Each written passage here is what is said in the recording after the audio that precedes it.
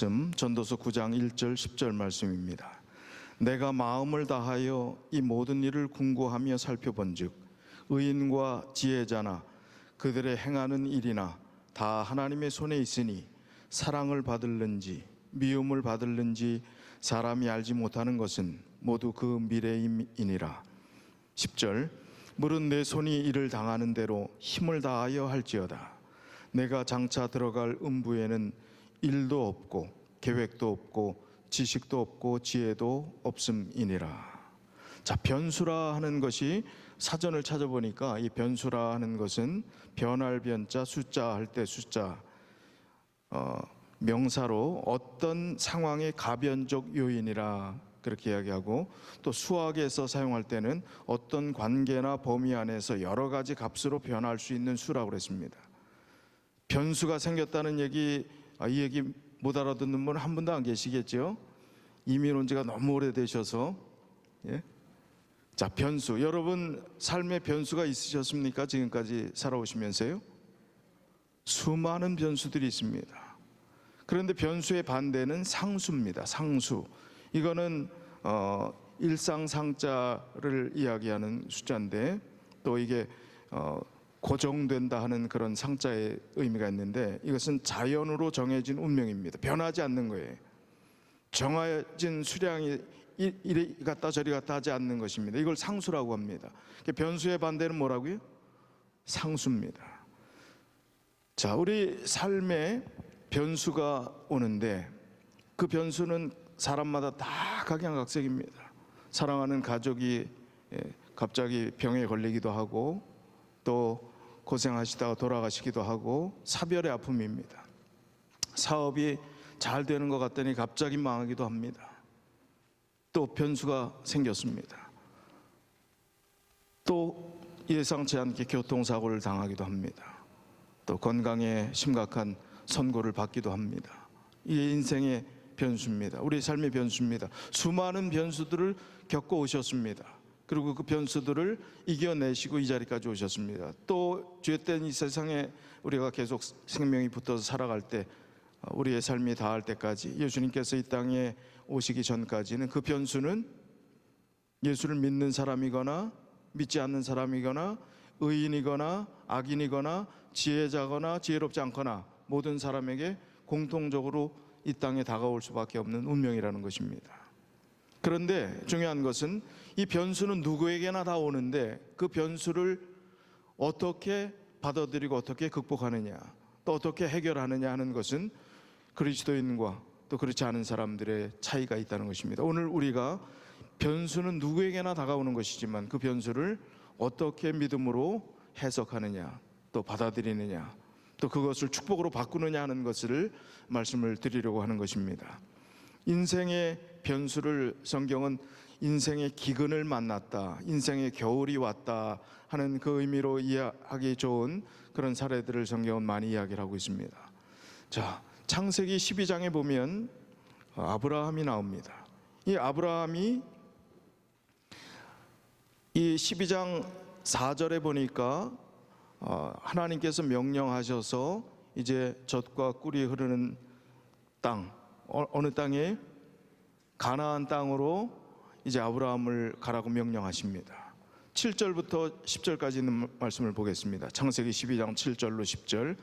여호와께서 아브라함에게 나타나 가라사대 내가 이 땅을 내 자손에게 주리라 하신지라. 그가 자기에게 나타나신 여호와를 위하여 그곳에 단을 쌓고 거기서 베델 동편 산으로 옮겨 장막을 치니 서는 베델이요 동은 아이라.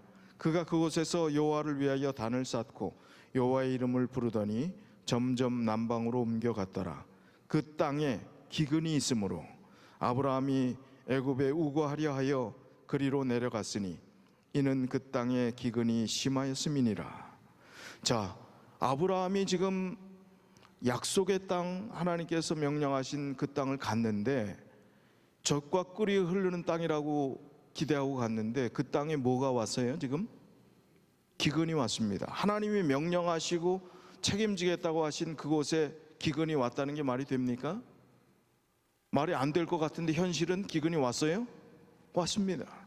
창세기 42장 5절에 요셉 시대에도 무슨 사건이 나옵니까? 기근으로 인한 사건들이 많이 나오잖아요. 창세기 42장 5절에 이스라엘의 아들들이, 야곱의 아들들이 양식 사러 간 자 중에 있으니 가나안 땅에 뭐가 있음이라? 기근이 있음이라. 43장 1절에 그 땅에 기근이 심하고, 약속의 땅 가나안도 기근이 온다는 것입니다. 우리가 믿음 안에 살아도, 하나님 안에 살아도, 하나님 열심히 믿고 최선을 다해도 인생에 변수가 생길 수 있다는 것입니다. 기근이 올 수 있다는 것입니다. 하나님이 가라고 한 그곳에도 기근이 온 것처럼요, 하나님의 명령을 순종하여 떠난 땅이었습니다. 그 땅에도 기근이 왔습니다. 우리 신앙하는 사람들의 오늘날 기독교의 잘못된 통념 가운데 하나는 예수 열심히 잘 믿었더니, 많이 헌신했더니 잘 되었더라, 잘 되더라, 복 받았더라, 최선을 다했더니, 열심히 헌신했더니, 많이 드렸더니 복 받았더라. 이것이 그냥 기독교 신앙을 잘못 이해하는 기복신앙주의가 오늘날의 기독교에 대한 관념인 것 같습니다. 근데 반대급부는 또 뭐예요? 거꾸로 이야기하면 열심히 헌신하지 않았더니 어려움이 왔다. 덜컥 그냥 몸에 이상이 생겼다든지 무슨 사고를 당했다든지 그러면 내가 하나님께 죄진 게 있나? 뭐 잘못한 게 있나? 내가 제대로 안 해서 이런 어려움이 있나? 이런 또 잘못된 생각을 하게 된다는 것입니다. 그거 상관없다는 거죠. 믿음 생활을 엉터리로 했더니 사업이 망했더라. 아이, 똑바로 좀 하지, 제대로 했으면 안 망했을 텐데. 이게 맞는 얘기예요, 틀린 얘기예요? 틀린 얘기입니다. 예수 열심히 믿었더니 복 받았더라, 이것도 복이 없다는 얘기는 알지만 그게 전체의 정답이 아니라는 것입니다. 예수 잘 못 믿었더니 망했더라, 이것도 전체 정답이 아니에요. 하나님은 그런 분이 아니시라는 것입니다. 신앙은 반응입니다. 반응하는 것입니다. 고난이 오면 두 가지 반응밖에 없어요. 하나는 육신적인 본능적인 반응이 나오고, 아니면 영적인 신앙적인 반응을 하는 것입니다. 오늘날 기독교인들이 어려움을 당했을 때 하나님만 빼고 모든 대안과 방법을 강구합니다. 좀 아이러니한 얘기 아니겠어요? 모든 방법, 어디 아프다 그러면 인터넷으로 그 병의 증세, 뭐 효능, 뭐 좋은 약초부터 다 하는데, 한참 더 하다 보니까 나중에 생각나는 게, 아이고 하나님께 기도해야지. 기도만 하면 무슨 뭐 약이 떨어져, 뭐가 떨어져? 기도하면 약이 떨어집니까? 떨어져요, 안 떨어져요? 방법이 생각납니까, 안 납니까?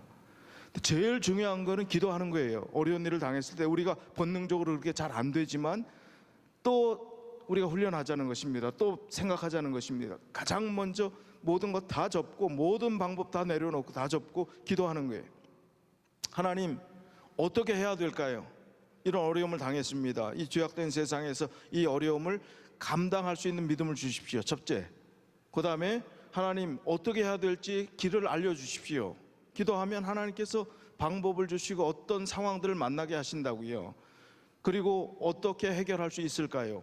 이 일들을 통해서 하나님께서 나를 어떻게 쓰시길 원하십니까? 나에게 주시는 이 고난과 고통을 통해서 나를 더 한 단계 발전시키고자 하시는 하나님의 뜻을 내가 발견하기 원합니다.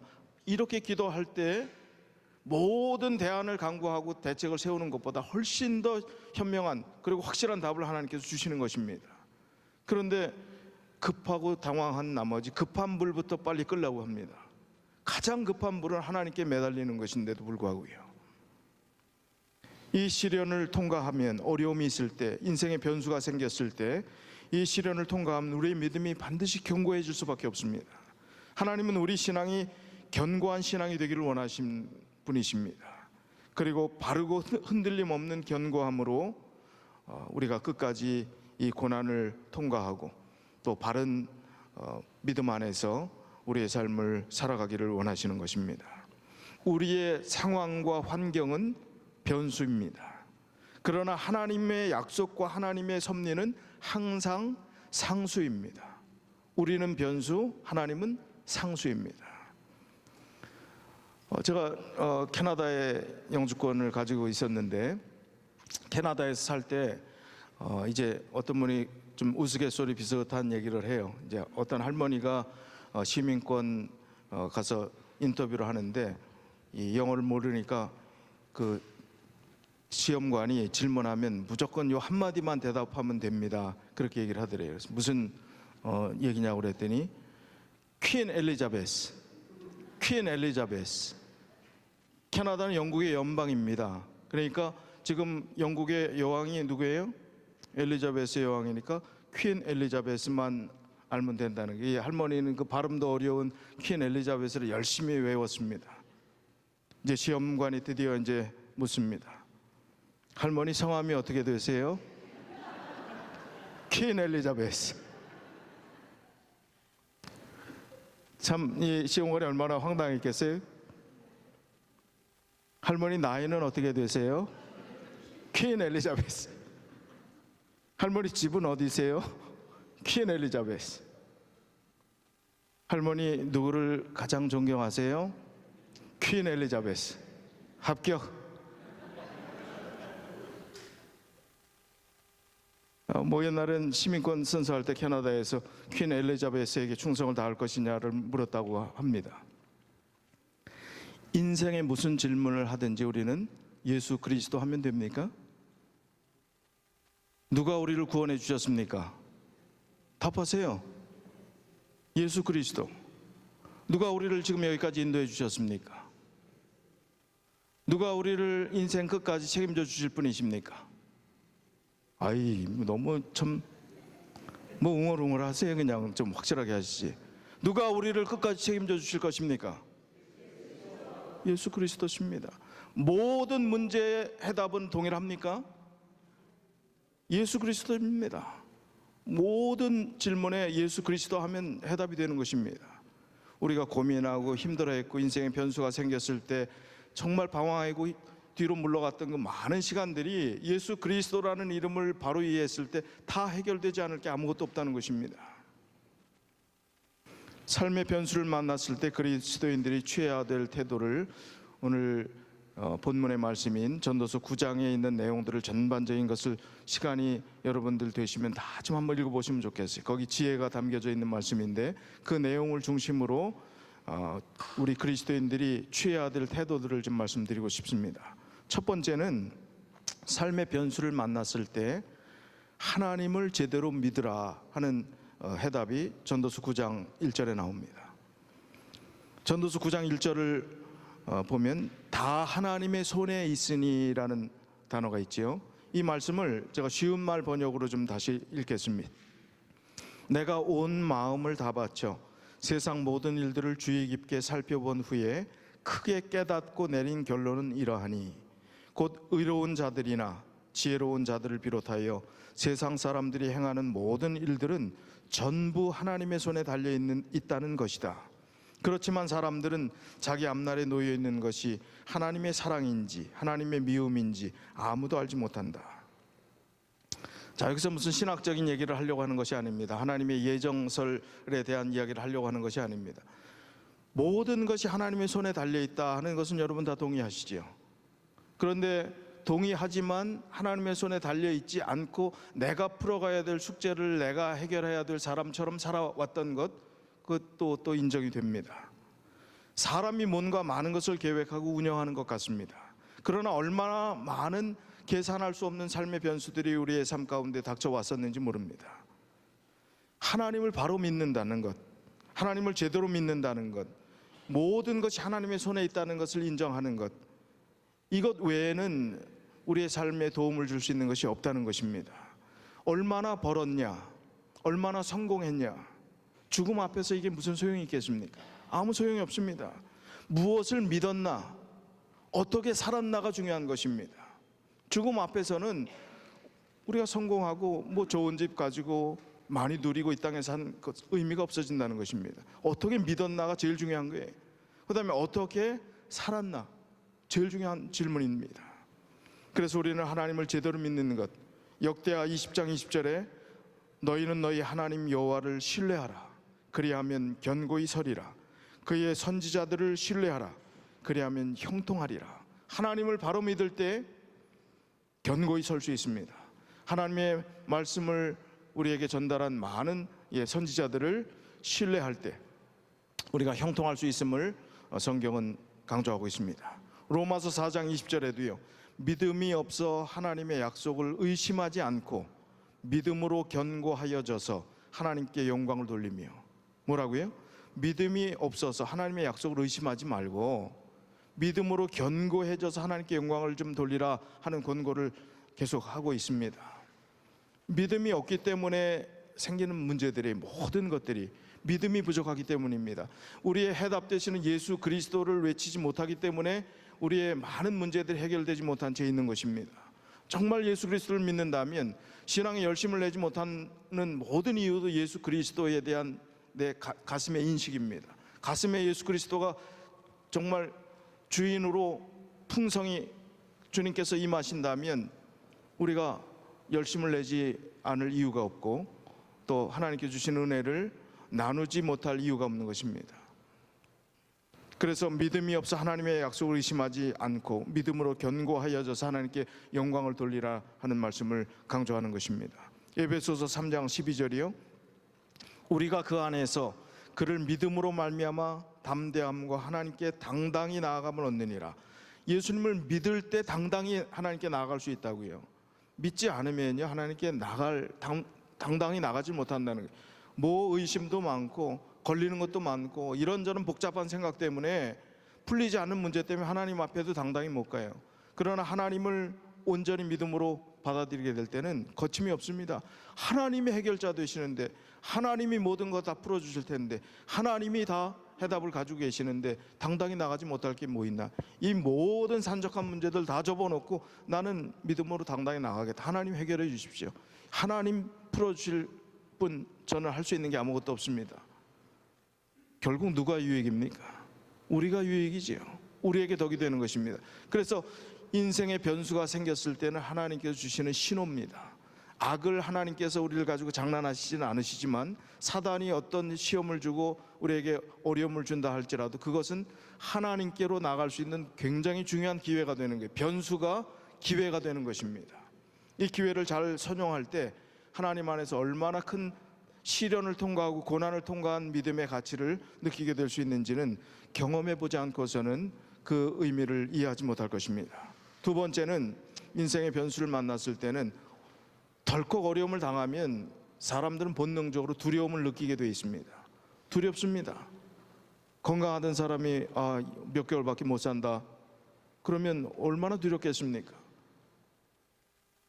두려움, 인생에 당면한 모든 변수에 두려움이 있는데 그 두려움은 하나님 안에서 해결할 수 있는 것임을 성경은 우리에게 교훈하고 있습니다.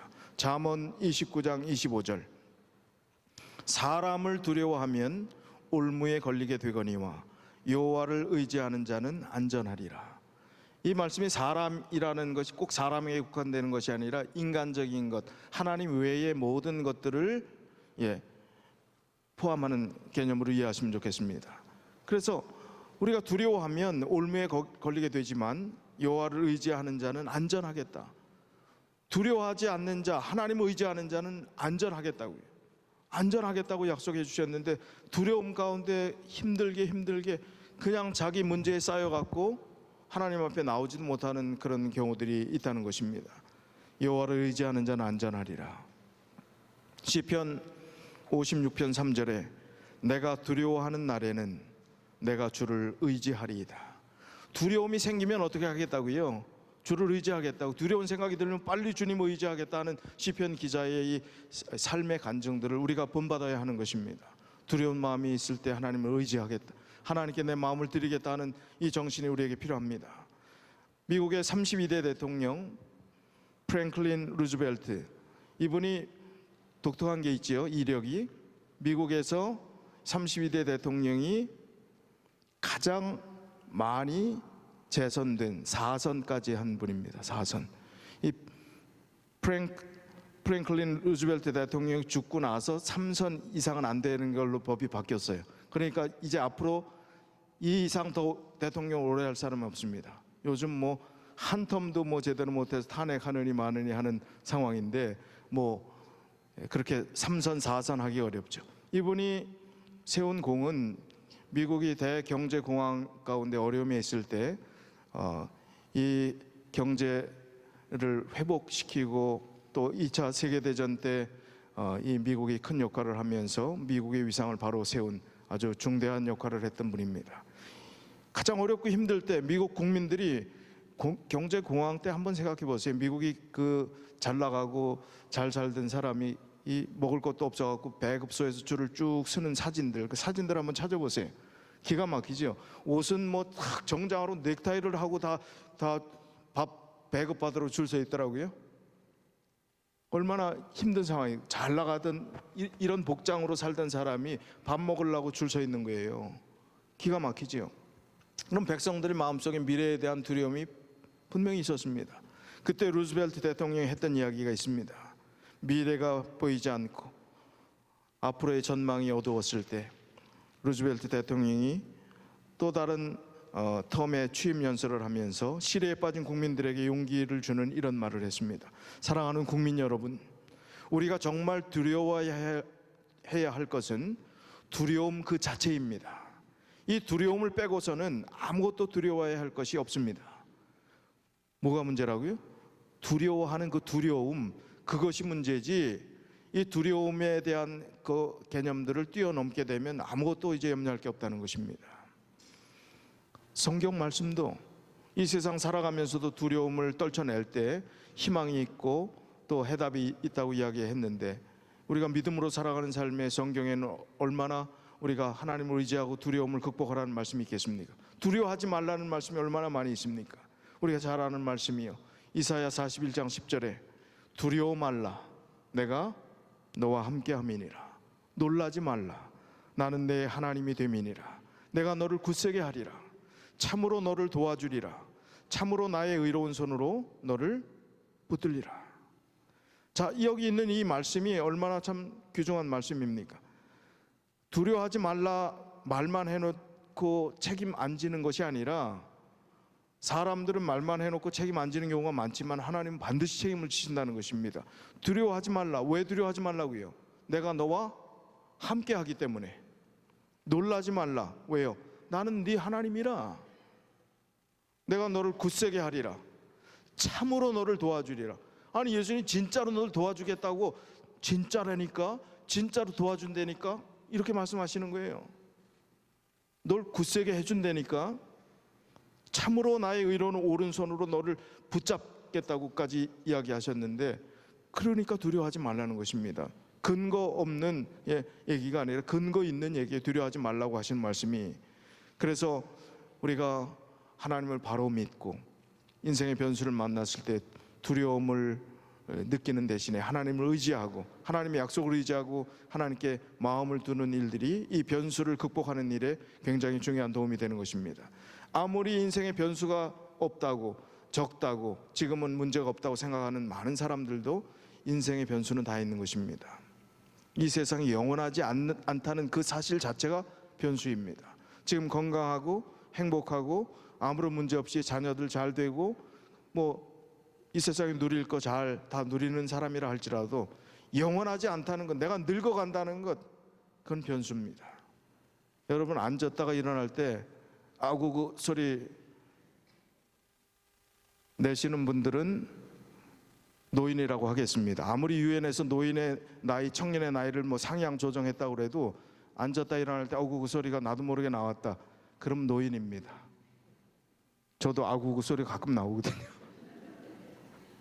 이 젊은 사람이 말이죠, 영원하지 않다는 것입니다. 한계가 있다는 것이 우리 인간이라는 것은, 늙어간다는 것입니다. 그거는 변수가 있다는 것을 이야기하는 것이죠. 그래서 세 번째는 이 변수를 우리가 어떻게 대응하라고 하는가 하면, 전도서 9장 7절부터 9절에 이런 답을 주셨습니다. 너는 가서 기쁨으로 내 음식물을 먹고 즐거운 마음으로 내 포도주를 마실지어다. 이는 하나님이 내가 하는 일들을 벌써 기쁘게 받으셨음이니라.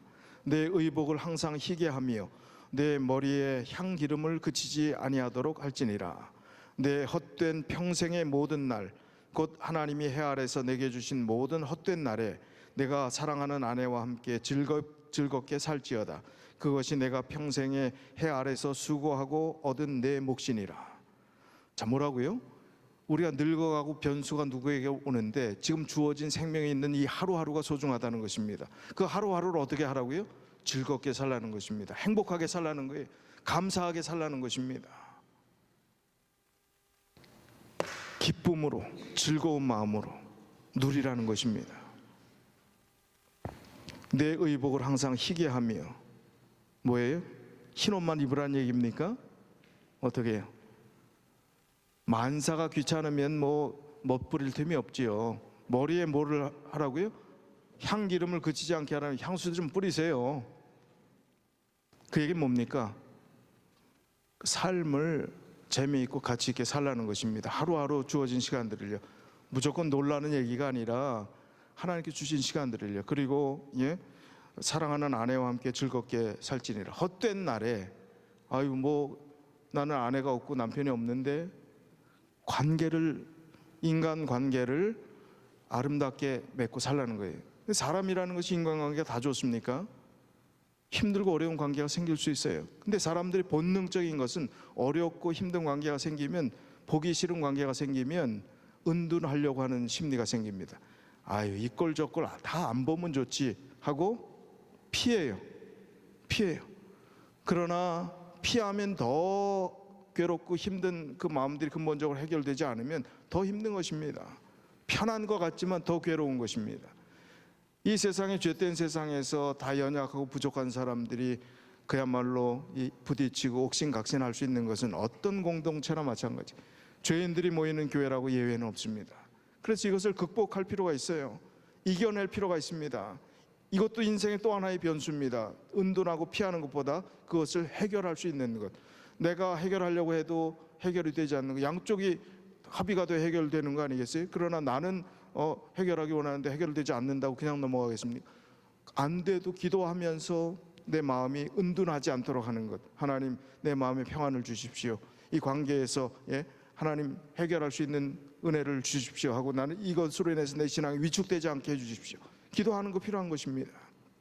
그래서 하루하루를 좋은 관계를 맺고 또 행복한 관계로 가족뿐만 아니라 모든 사람들과 그렇게 지내라는 것입니다. 그것이 인생의 변수를 만났을 때 어떻게 살아라는 좋은 제안, 전도서에 주시는 제안입니다. 그 다음에 네 번째는 전도서 9장 10절에 무릇 내 손이 이를 당하는 대로 힘을 다하여 할지어다. 내가 장차 들어갈 음부에는 일도 없고 계획도 없고 지식도 없고 지혜도 없음이니라. 자, 여기 있는 이 말씀은 힘을 다하여 할지어다. 무릇 내 손이 이를 당하는 대로 힘을 다하여 할지어다. 최선을 다하라는 얘기입니다. 모든 일을 최선을 다하라는 것입니다. 어떤 일이든지 여러분 열심히 하십시오. 남에게 피해를 주는 일만이 아니라면 열심히 하십시오. 그 열심히로 하나님의 일을 하면 어떨까요? 여러분은 열심히 신앙생활을 하고 계십니까? 후회는 없으십니까? 지금 내 신앙의 자리가 좀 물러가 있는 자리가 아닙니까? 어떤 이유 여하를 막론하고 나에게 손해되는 그 일들을 할 필요가 없습니다. 하나님 의지하고 우리 인생의 변수가 생겼을 때 오히려 더 열심히 최선을 다하는 일들이 필요하다는 것입니다. 지금 한국에 유명 인사가 된 아주 평범한 분이 한 분이 있는데, 그분의 성함이 박막래라는 분이에요. 72세 되신 분입니다. 72세인데 거기 매스컴이나 모든 게 할머니라고 그랬는데, 72세 된 분 할머니 할아버지 그러면 기분 나쁘죠? 근데 이분은 할머니라고 그랬으니까 이분이 어떤 분이냐면 이런 책을 냈어요. 박막래, 이대로 죽을 순 없다. 이분이 중앙일보의 9월 15일자 지난 9월 15일자에 나온 기사를 조금 설명을 드릴게요. 구독자 수 100만 명을 보유한 박막래 할머니는 한국의 대표 시니어 유튜버로 꼽힌다. 유튜브를 올리는 사람이요. 박 씨의 책 박막래 이대로 죽을 수 없다에 따르면 할머니는 농부의 막내딸로 태어나 여자라고 글도 못 배우고 40년간 작은 식당을 운영했다.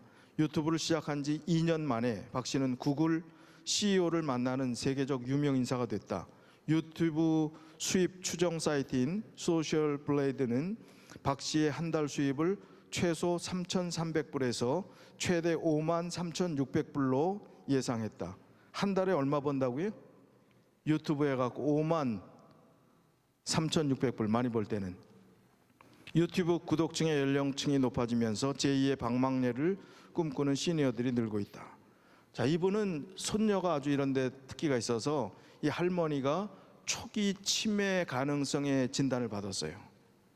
그래서 이 손녀가 할머니랑 사이가 참 좋았던 것 같습니다. 할머니 평생 고생만 하셨는데 해외 한 번 여행도 못 하셨는데 저하고 여행 가요 하고 아마 손녀가 유학을 했었는지 호주로 이 할머니를 모시고 갑니다. 이 할머니 눈이 동그래졌어요.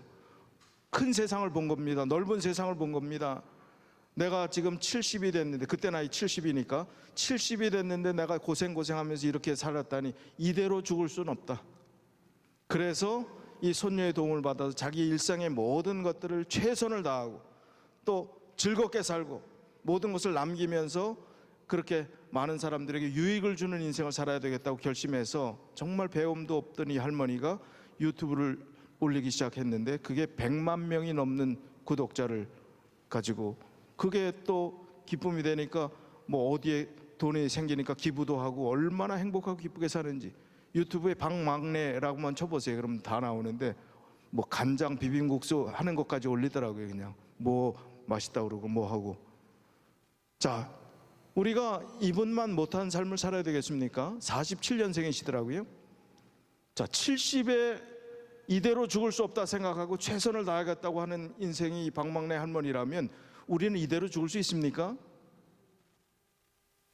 이대로 죽을 수 없습니다. 어떻게 이렇게 우리가 인생을 힘들게 끝낼 수 있습니까? 아니, 이제 시작해야 합니다. 최선을 다해야 합니다. 인생도 최선을 다하시고 하나님 믿는 일에도 최선을 다하시고 정말 기쁘고 행복하게 살아야 하는 것입니다.